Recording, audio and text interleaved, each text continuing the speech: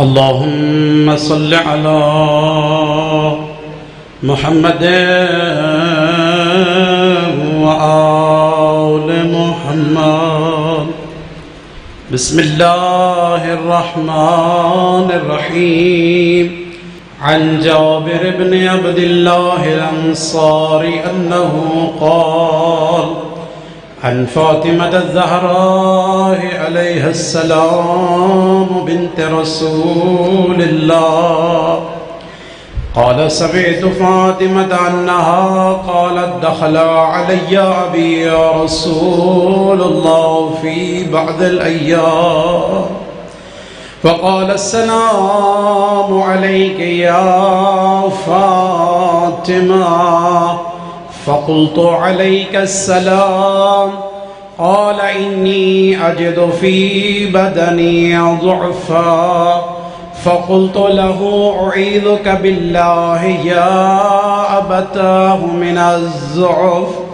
فقال: يا فاطمة ائتيني بالكساء اليماني فغطيني به. فأتيته بالكساء اليماني فغطيته به وسرت أنظر إليه وإذا وجهه يتلألأ كأنه البدر في ليلة تمامه وكماله. فما كانت إلا ساعته وإذا بولدي الحسن قد أقبل وقال: السلام عليك يا أمه. فقلت: وعليك السلام يا قرة عيني وثمرة فؤادي. فقال: يا أمه إني أشم عندك رائحة طيبة كأنها رائحة جد رسول الله. فقلت: نعم، إن جدك تحت الكساء. فأقبل الحسن نحو الكساء وقال: السلام عليك يا جداه يا رسول الله. أتأذن لي أن أدخل معك تحت الكساء؟ قال: وعليك السلام يا ولدي ويا صاحب حوزي، قد أذنت له. فدخل معه تحت الكساء فما كانت إلا ساعة وإذا بولدي الحسين قد أقبل وقال: السلام عليك يا أمه. فقلت: عليك السلام يا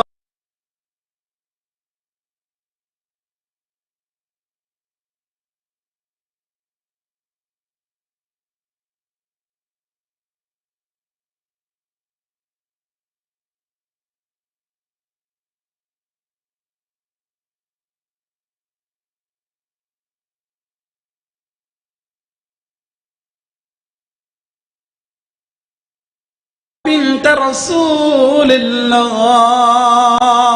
فقلت: وعليك السلام يا أبا الحسن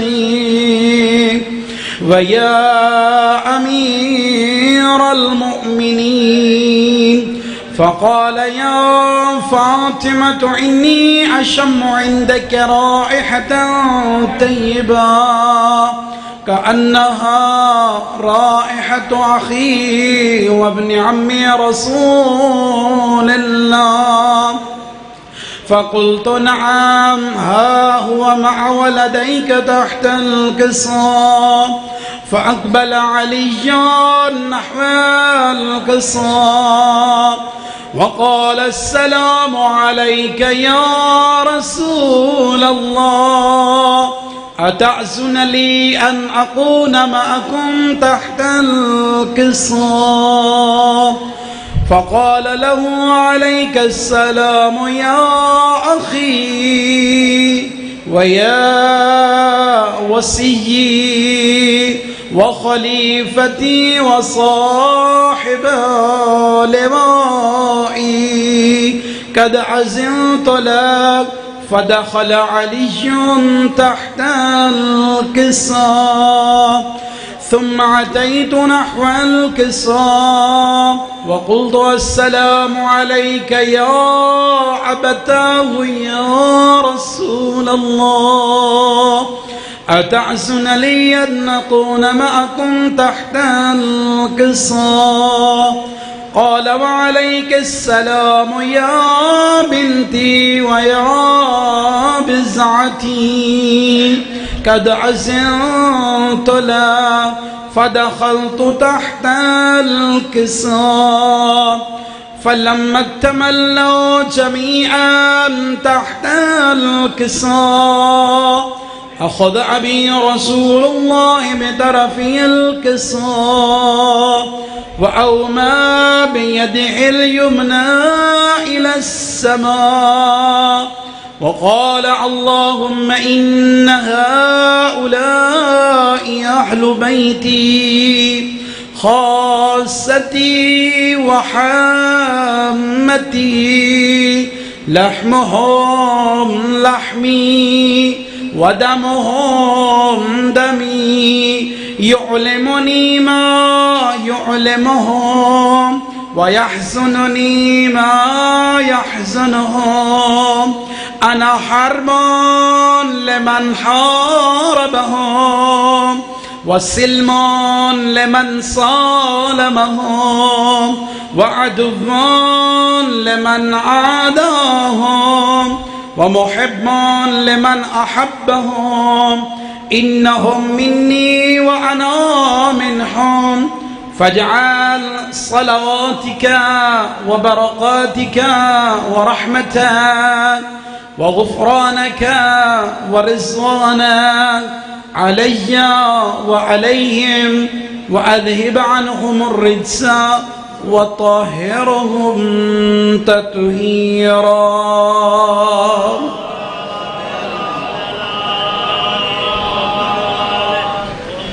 فقال الله عز وجل يا ملائكتي ويا سكان السماوات إني ما خلقت سماء مبنيا ولا رماد مضحيا ولا قمرا منيرا ولا شمسا مضيئا ولا فلكا يدورا ولا بحرا يجري ولا فلكا يسري إلا في محبة هؤلاء الخمسة الذين هم تحت الكساء.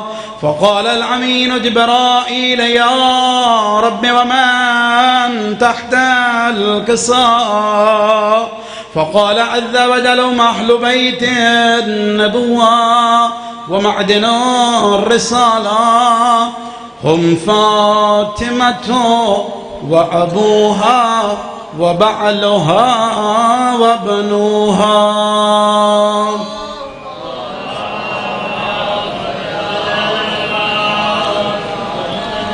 فقال الجبرائيل يا ربي أتأذن لي أن أهبط إلى الأرض لأكون معهم سادسا؟ فقال الله نعم قد أذنت لك. فهبط الأمين جبرائيل وقال السلام عليك يا رسول الله العلي الأعلى يقرئك السلام ويخصك بالتحية والإكرام ويقول عزتي وجلالي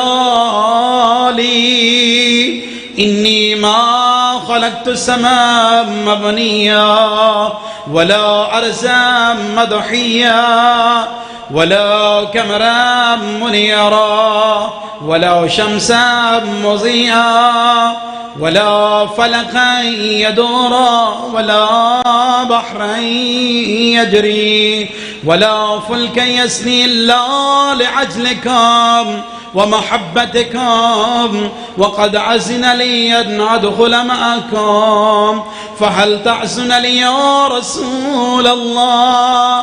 فقال رسول الله وعليك السلام يا أمين وحي الله، إنه نعم قد أذنت لك. فدخل جبرائيل معنا تحت الكساء فقال لأبي إن الله قد أوحى إليكم يقول إنما يريد الله ليذهب عنكم الرجس أهل البيت ويطهركم تطهيرا.